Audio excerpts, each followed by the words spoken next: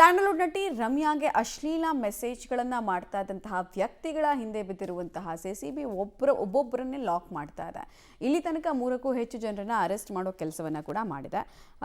ಅದರಲ್ಲಿ ಅಶ್ಲೀಲ ಮೆಸೇಜ್ ಹಾಕ್ತವನಲ್ಲಿ ಒಬ್ಬ ದರ್ಶನ್ ಫ್ಯಾನ್ ಅಂತೆ, ಇನ್ನೊಬ್ಬಾತ ನಟ ಧನ್ವೀರ್ ಫ್ಯಾನ್ ಅಂತೆ ಅನ್ನೋದು ಪೊಲೀಸರ ತನಿಖೆಯಲ್ಲಿ ಗೊತ್ತಾಗಿದೆ.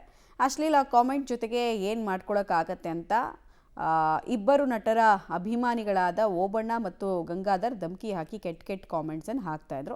ರೇಣುಕಾ ಸ್ವಾಮಿಗೆ ನ್ಯಾಯ ಸಿಗೋ ಬಗ್ಗೆ ಪೋಸ್ಟ್ ಹಾಕಿದ್ದಕ್ಕೆ ಅಶ್ಲೀಲ ಕಾಮೆಂಟ್ ಮಾಡಿರೋದು ಪತ್ತೆ ಆಗಿದೆ. ಸೊ ಅಶ್ಲೀಲ ಮೆಸೇಜ್ ಹಾಕಿದ ಮತ್ತೆ ಮೂವರನ್ನ ಸಿಸಿಬಿ ಪೊಲೀಸರು ಲಾಕ್ ಮಾಡಿದ್ದಾರೆ. ಕೆಲವರೆಲ್ಲ ಹೇಳ್ತಾ ಇದ್ರಲ್ಲಪ್ಪ, ಇವರು ದರ್ಶನ್ ಫ್ಯಾನ್ಸ್ ಆಗಿರಲ್ಲ, ಅವ್ರ ಹೆಸರಿಗೆ ಮಸಿ ಬಳಿಯೋ ಕೆಲಸ ಎಲ್ಲ ಆಗ್ತಿದೆ ಅಂತ. ಈಗ ಇವರಿಬ್ಬರೇ ಬಾಯ್ ಬಿಟ್ಟಿರೋದು, ತಾವು ಯಾರ ಫ್ಯಾನು, ಯಾರ ಅನುಯಾಯಿಗಳಾಗಿದ್ರು ಅನ್ನೋದನ್ನು ಇವರಿಬ್ಬರೇ ಬಾಯ್ ಬಿಟ್ಟಿರೋದು. ಇನ್ನಾದರೂ ಅಂತಹ ವಿತಂಡವಾದವನ್ನು ಮಾಡ್ತಾ ಇದ್ದಂತಹ ಪ್ರಕಾಂಡ ಪಂಡಿತರ ಬಾಯಿಗೆ ಬೀಗ ಬಿತ್ತು ಅಂತ ಅಂದ್ಕೊಳ್ತೀನಿ.